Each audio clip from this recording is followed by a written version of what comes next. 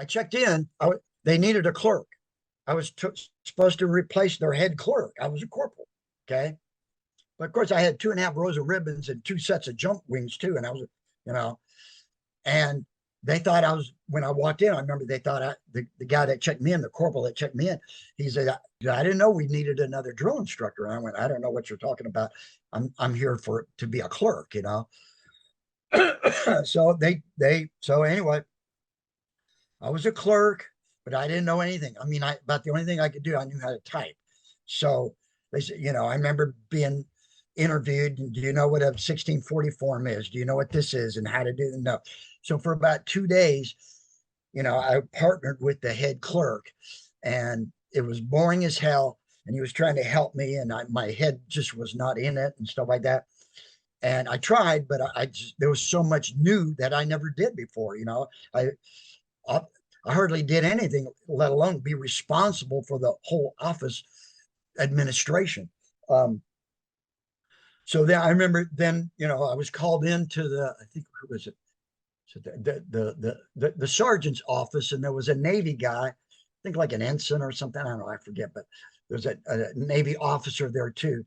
And they were talking, and he was talking about, since I was not a good clerk, what they needed, that they were thinking about just sending me somewhere else to be a clerk, so they didn't have to mess with me.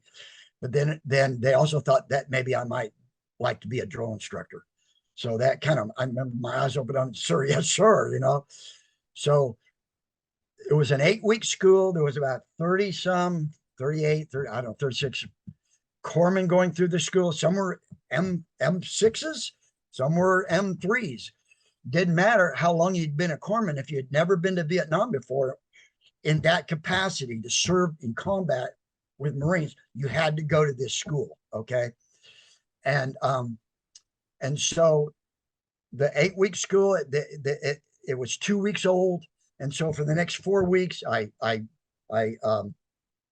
went everywhere. I watched things. I talked to people. I learned.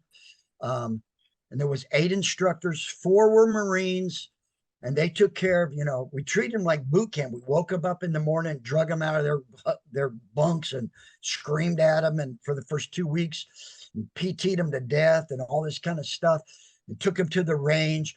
While the Navy, there was even doctors, at least one I remember, they would take them in, close the classes on how to deal with injuries, what to do first. It was all, emergency war, medicine.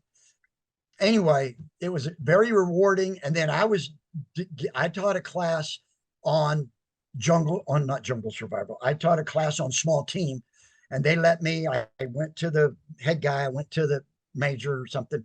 Yeah, and I talked to him about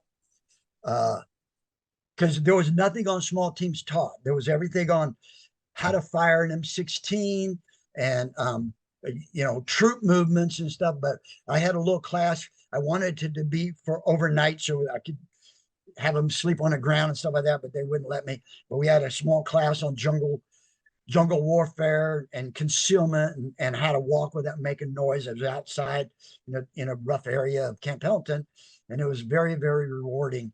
And so I trained the first 4 weeks. I had a platoon the next 8 weeks, me and 7 other, and then another one. And then before the next one started, I was called into the office and said, things are winding down. The Marine Corps is letting people go. I had another 1.5 years to go. And he said, you're out now. But thank you. So, but anyway, yeah, so that's what happened. So you finished your Marine Corps service and as a drill instructor for Navy corpsmen. Yep. On the way to Vietnam. When you were in Vietnam, had you seen Navy corpsmen in action with the Marines?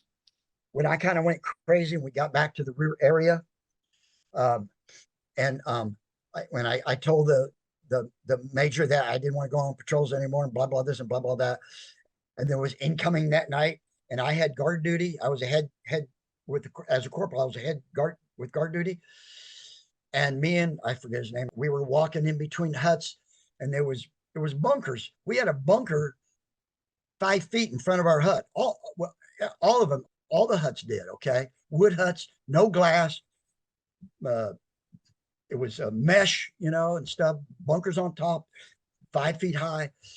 And anyway, so we were walking, and all of a sudden, rockets coming in. And when rockets come in, you can hear them, and you can hear where they are. And these were very, very close. I mean, you could hear them.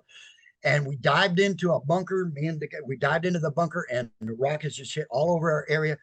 One street, they blow up huts. You know, they're called hooches over there, not huts.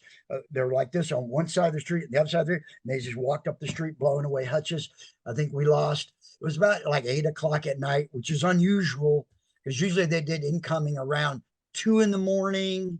I mean, you know, like 11 when everybody be sleeping, and then maybe 4 or 5 where you'd be in your house. So a lot of guys were out, were able to get to the bunkers. I still think we lost like 4 killed and 8 wounded. And Navy corpsman got his legs blown off above his knees, okay, and in his hut. And Marines wrapped his legs, tied him, secured him, and drug him into a bunker. And this is true. I was not in that bunker, but I heard about it later. I know it's true. Redondo was his name, Corporal Redondo.